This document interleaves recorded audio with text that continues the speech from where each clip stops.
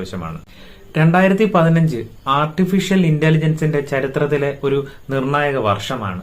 ഇത് ആധുനിക AI-യുടെ ഒരു കുതിച്ചുചാട്ടത്തിന് തുടക്കം കുറിച്ച വർഷമായിട്ടാണ് കണക്കാക്കുന്നത്.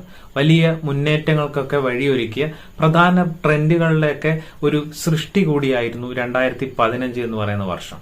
2015 സാം ഓൾട്ട്മാൻ, ഇലോൺ മസ്ക്, ഇല്യ സുട്സ്കൈവർ, ഗ്രേഗ് ബ്രോക്ക്മാൻ തുടങ്ങിയ കുറച്ച് ആൾക്കാർ ഓപ്പൺ AI സ്ഥാപിച്ചതോടെയാണ് ഈ കഥ ആരംഭിക്കുന്നത്.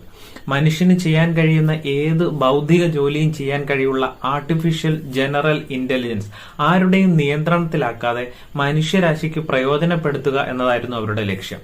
ഗവേഷണം ഓപ്പൺ സോഴ്സ് ആക്കുക എന്ന ലക്ഷ്യത്തോടെ അവർ അതിനെ ഒരു നോൺ പ്രോഫിറ്റബിൾ സ്ഥാപനമായിട്ട് തുടങ്ങുകയുണ്ടായി. 2019 ഓപ്പൺ AI സുപ്രധാനവും എന്നാൽ വിവാദമുണ്ടാക്കുന്നതുമായിട്ടുള്ള ഒരു തീരുമാനമെടുത്തു.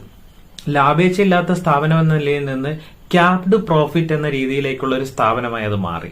മനുഷ്യരാശിയെ മുഴുവൻ സഹായിക്കുക എന്ന സ്ഥാപക ലക്ഷ്യവും അത്യാധുനിക AI വികസിപ്പിക്കാൻ ആവശ്യമായിട്ടുള്ള വലിയ സാമ്പത്തിക ആവശ്യങ്ങൾ തമ്മിലുള്ള ഒരു ബാലൻസ് നിലനിർത്തുന്നതിന്റെ ഭാഗമായിട്ടായിരുന്നു ഈ പുതിയ നീക്കം സംഭവിച്ചത്. ഏറ്റവും പുതിയ AI മോഡലുകൾ, പ്രത്യേകിച്ച് GPT പോലെയുള്ള വലിയ ലാംഗ്വേജ് മോഡലുകൾ നിർമ്മിക്കുന്നതിനും അതുപോലെ തന്നെ കമ്പ്യൂട്ടിംഗ് പവറിനും ഹാർഡ്വെയറിനും മികച്ച എക്സ്പേർട്സിനെയൊക്കെ നിയമിക്കുന്നതിനൊക്കെ ഭീമമായിട്ടുള്ള പണം വേണമായിരുന്നു. സ്ഥാപനങ്ങളിൽ നിന്നും അല്ലെങ്കിൽ കോർപ്പറേഷനുകളിൽ നിന്നും വലിയ നിക്ഷേപങ്ങൾ സ്വീകരിക്കുക എന്ന ലക്ഷ്യത്തോടെയാണ് പുതിയ മാറ്റം